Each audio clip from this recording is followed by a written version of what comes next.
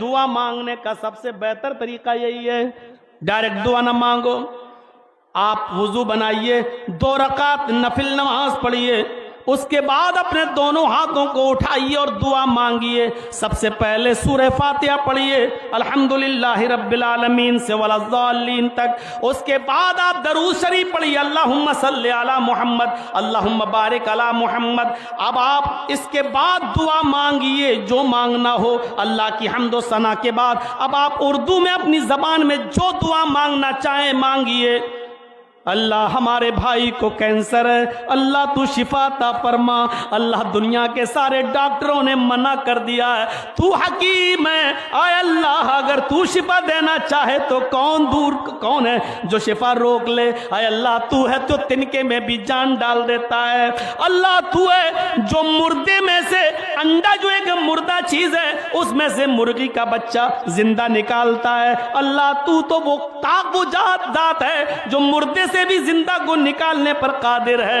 الہ العالمین تو آج ہمارے بھائی کو شفا دے، میرے باپ کو شفا دے، میری بیوی کو شفا دے، میرے بیٹے کو شفا دے۔ میرے بھائیوں آپ دعا مانگیے، اتنی مانگیے، گڑ گڑائیے اور روتے رہیے، لیکن دعا جب ختم کرنا ہو تو پھر یہ دعا ضرور پڑھیے عربی میں، یہ یاد نہ ہو تو کیا دعا مانگتے ہو نمازوں کے بعد؟ کیا دعا مانگتے ہو؟ اللہ میرے کاروبار میں برکت دے، اللہ میری روزی روٹی میں برکت دے، اللہ میرے بزنس میں برکت دے۔ یہ روزی روٹی اور بزنس کے سوال تو میرے بھائیوں صحابہ بھی نہیں کیا کرتے تھے، وہ سوال کرتے تھے اللہ ثبت قدمی علی دینک، چاہے کتنی پریشانیاں میرے اوپر آئیں میرے قدم کو اپنے دین پر ثابت رکھنا، اے اللہ جب تک تو مجھے زندہ رکھ، اسلام پہ زندہ رکھنا، اور خاتمہ ہو تو ایمان پر ہمارا خاتمہ فرمانا۔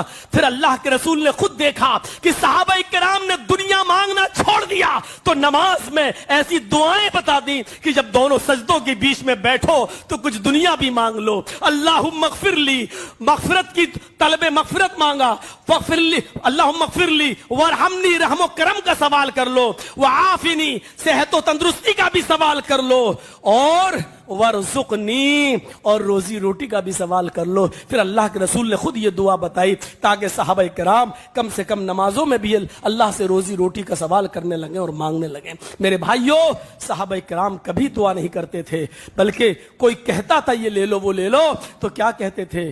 تم کیا دو گے؟ یہ چیز تو میں نے اس سے بھی نہیں مانگی۔ آج ہمارے اندر بخیلی کہاں سے آ گئی ہے؟